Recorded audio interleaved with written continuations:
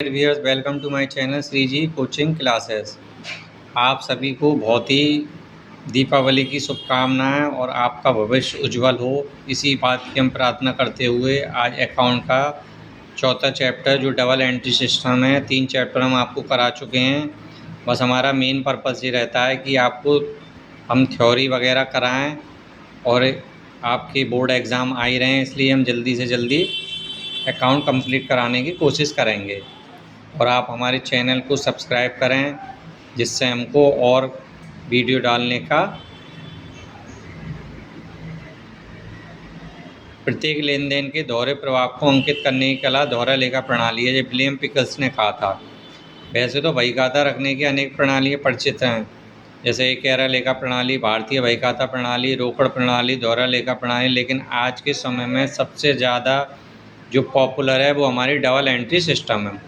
सबसे पहले हम आपको बताते हैं कि इसका ओरिजिन क्या हुआ था। तो इसके आपको मेन पॉइंट देखने हैं। इसका लगभग 500 वर्ष पुराना है। सन 1494 में इटली देश के वेनिस नगर के निवासी ल्यूकस पेसुल ने सर्वप्रथम डी कॉम्प्टिशिट स्क्रिप्टिस नामक पुस्तक लिखी थी और इसका बहुत ज़्यादा लोकप्रिय हो गई थी, इतनी पॉपुलर हो गई तो उस समय से ही अकाउंट का एकदम प्रचलन हो गया।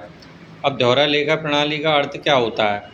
आपको पता है कि डबल एंट्री सिस्टम में 2 पक्ष होते हैं।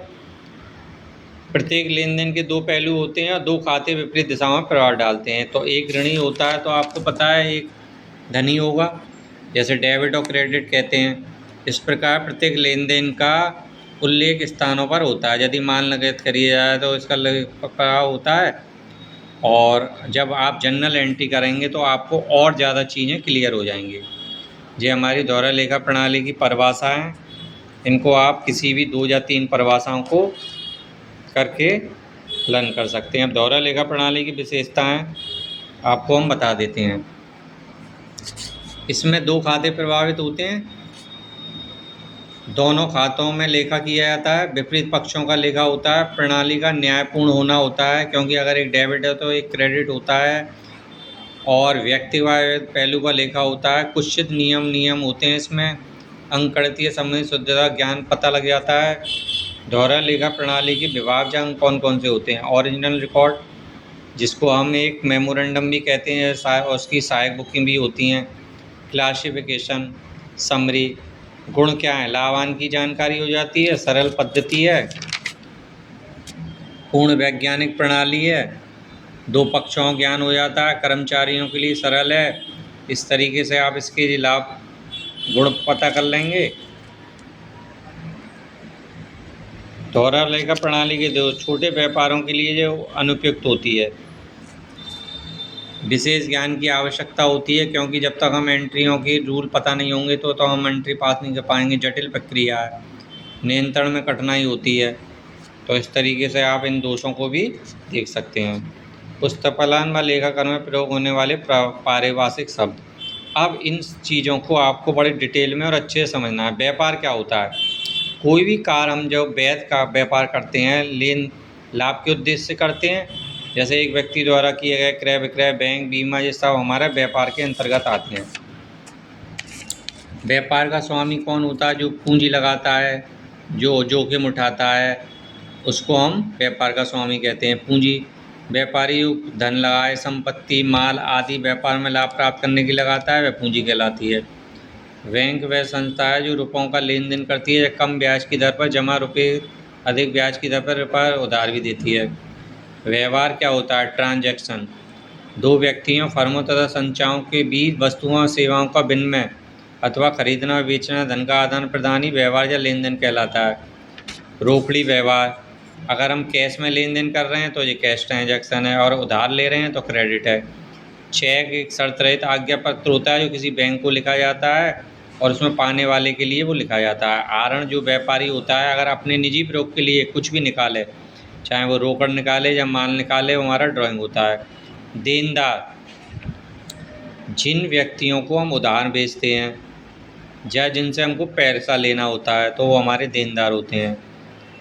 लेनदार, जिनको हमें पैसा देना पड़ता है।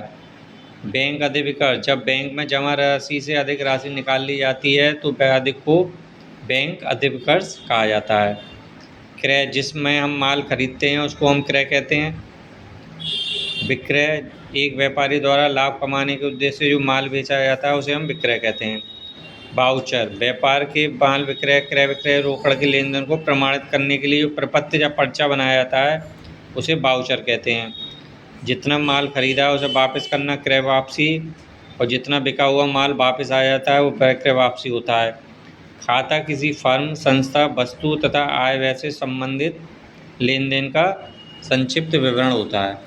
खाते 3 प्रकार के होते हैं, इनका डिटेल में हम जनरल में बताएंगे। व्यक्तिगत, वास्तविक और नाम मात्र खाते। माल क्या होता है?